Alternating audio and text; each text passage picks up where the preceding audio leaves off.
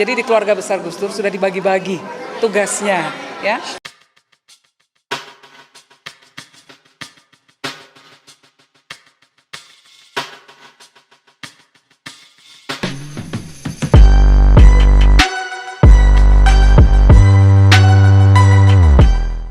Politik, ya, saya yang akan jadi di keluarga besar Gus Dur sudah dibagi-bagi tugasnya, ya. Di keluarga besar Gus Dur sudah dibagi-bagi tugasnya.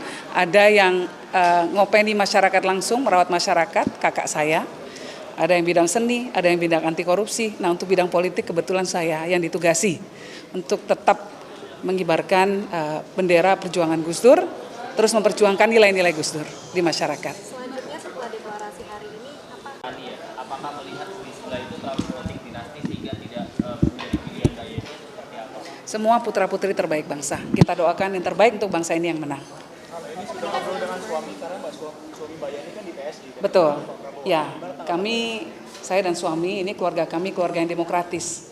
Jadi meskipun pilihan yang berbeda, kita saling menghormati pilihan masing-masing.